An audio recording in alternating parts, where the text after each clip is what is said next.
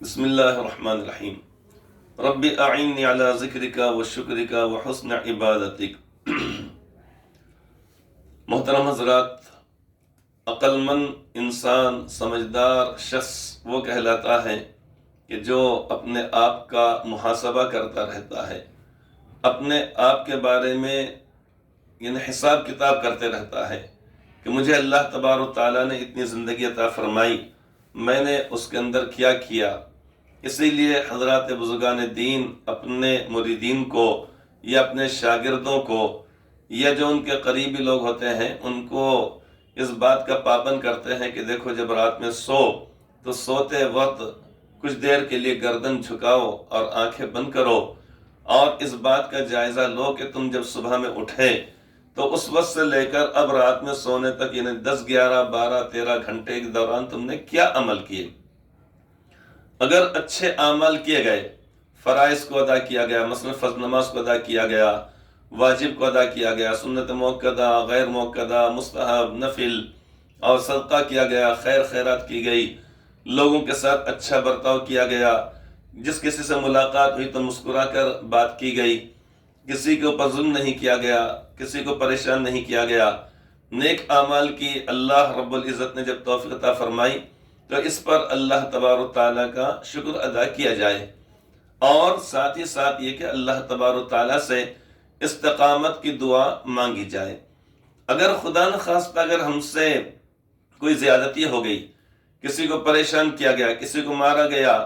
یہ کسی کا مال اگر ہم نے لے لیے تو فوری طور پر اس کو واپس کرو، اللہ تعالیٰ سے معافی مانگو،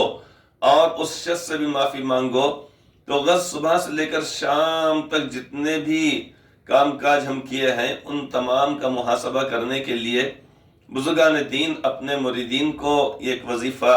یہ ایک طریقہ بتلاتے ہیں تاکہ سوتے وقت انسان اپنے گناہوں سے توبہ کر لے کہ اگر خدا نخواستہ اس حالت میں اگر موت اگر آئے تو گناہوں کا بوجھ لے کر اپنے ساتھ آخرت کی طرف انسان نہ بڑھے۔ یہ بڑی مفید چیز ہے، اس چیز کو ہر مسلمان نے اس کو اپنانا چاہیے کہ اپنے تمام کاموں کا روزانہ محاسبہ کرنا چاہیے۔ دن رات کا سبھی کا مشاہدہ ہے، اگر ہم کسی بس میں بیٹھ کر کہیں جا رہے اگر ہیں تو کنڈکٹر صاحب ٹکٹ دینے کے بعد جب سارے لوگوں کو ٹکٹ دے دیتے ہیں، اب اس کے بعد اپنی سیٹ پر آنے کے بعد وہ چین سے نہیں بیٹھ جاتے ہیں، بلکہ وہ اپنے طور پر جائزہ لیتے ہیں کہ فلاں بس اسٹینڈ سے یا اسی طرح فلاں شہر سے فلاں شہر تک جانے کے لیے کتنے لوگوں نے گاڑی میں سفر کیا، کتنے لوگوں نے کہاں کہاں کا ٹکٹ نکالا، کتنے پیسے آئے اور کتنے ٹکٹ گئے، ان تمام کا حساب کتاب کر لیا جاتا ہے۔ اسی طریقے جب رات میں اگر بس اگر چل رہی ہو تو اس صورت میں ہوتا یہ ہے کہ جب تک کہ کنڈکٹر صاحب حساب کتاب نہیں کر لیتے اس وقت تک ڈرائیور صاحب بھی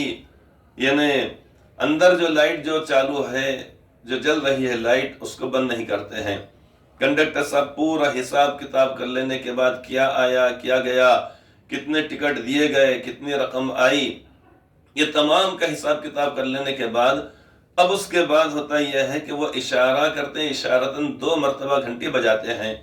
ڈرائیور صاحب سمجھ جاتے ہیں کہ ہاں حساب کتاب ہو چکا۔ اب اس کے بعد فوری طور پر اندر کی تمام لائٹیں ایک آدھ کھلی رکھی جاتی ہیں، باقی ساری لائٹوں کو بند کر دیا جاتا ہے۔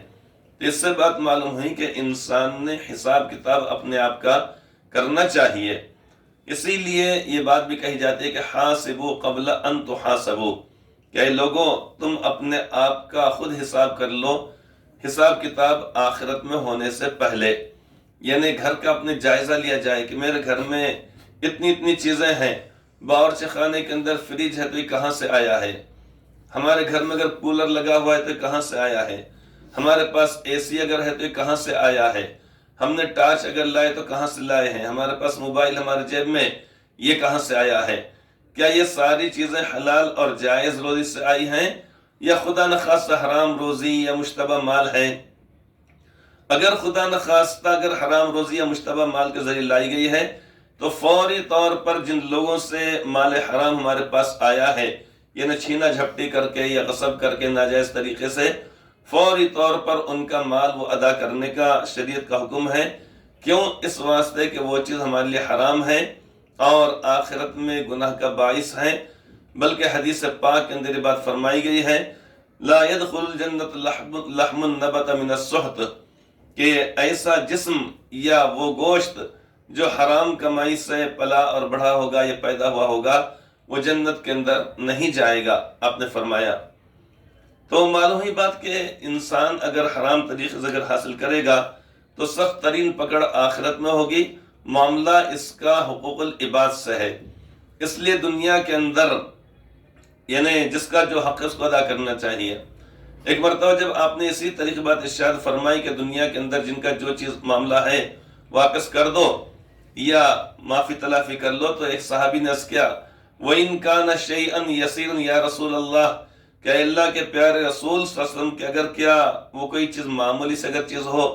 تو کیا آخرت میں اس کا بھی اللہ تبارک و تعالیٰ حساب کتاب لیں گے، اس بارے میں بھی پوچھیں گے؟ آپ نے فرمایا وَإِن كَانَ قَضِيبًا مِّنْ عِرَاقٍ او کما قال صلی اللہ علیہ وسلم، آپ نے فرمایا کہ اگرچہ کہ وہ پیلو کے درخت کی ایک ٹہنی ہی کیوں نہ ہو، یعنی پیلو کا درخت جس کی عمومی طور پر مسواک بنائی جاتی ہے، اب اس کی ٹہنی، عمومی طور پر ٹہنیاں چھوٹی انگلی کے برابر موٹائی میں ہوتی ہیں اور عام طور پر وہ لمبائی میں کوہنی تک یا انسان کے کاندھے تک ہوتی ہے، لمبی اگر ٹہنی اگر ہوگی۔ اگر کسی شخص نے اتنی معمولی سی بھی ٹہنی اگر کسی شخص کی، مطلب اتنی معمولی چیز اگر کسی نے اگر ناجائز طور پہ چوری کر کے، ڈاکہ ڈال کر یا غصب کر کے، چھین کر یا اس کو ڈرا دھمکا کر کسی بھی طریقے اگر حاصل کیا تو آخرت میں اللہ تبارک و تعالیٰ اس کا بھی حساب کتاب لیں گے۔ تو جب وہاں پر چھوٹی چھوٹی چیزوں کا حساب کتاب لیا جائے گا تو ہونا یہ چاہیے تھا کہ جب سال جب ختم ہو رہا ہے، جیسے 2021 یہ سال جب ختم ہو رہا ہے، تو اس صورت میں اس بات کا اپنے آپ کا جائزہ لینا چاہیے کہ سال بھر میں ہم نے کن کن لوگوں پر کیا کیا زیادتیاں ہم نے کی، کتنے مواقع پر ہم نے اپنی زبان کا غلط استعمال کیا، ہم نے کتنے لوگوں کی غیبت کی، کتنے لوگوں کے اوپر ہم نے طنز کیا، تانا ہم نے کیا،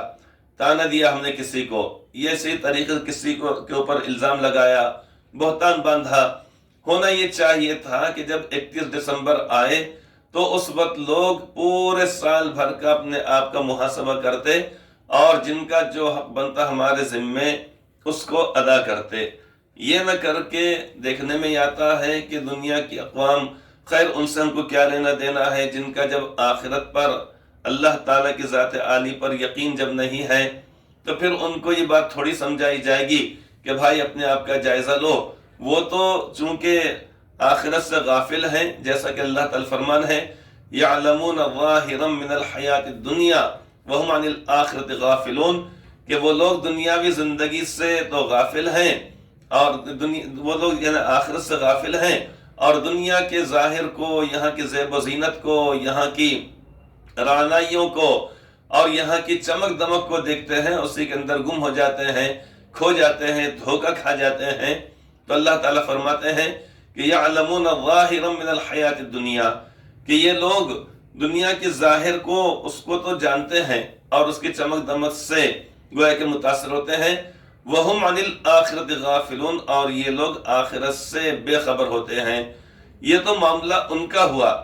لیکن ایمان والے کو ہر لمحہ چوکنا رہنا چاہیے۔ جیسا کہا جاتا ہے کہ جب کوئی شخص نماز پڑھے، نماز پڑھتے وقت سلام پھیرنے لگے تو ایک سلام پھیرتے وقت دوسرے سلام کی انسان کو امید نہیں ہوتی ہے کہ وہ سلام پھیر پائے گا یا نہیں پھیر پائے گا۔ اسی طریقے سے ایک پل جھپکنے کی بھی امید نہیں رہتی ہے، ایک سانس لینے کے بعد دوسری سانس لے سکے گا یا نہیں لے سکے گا،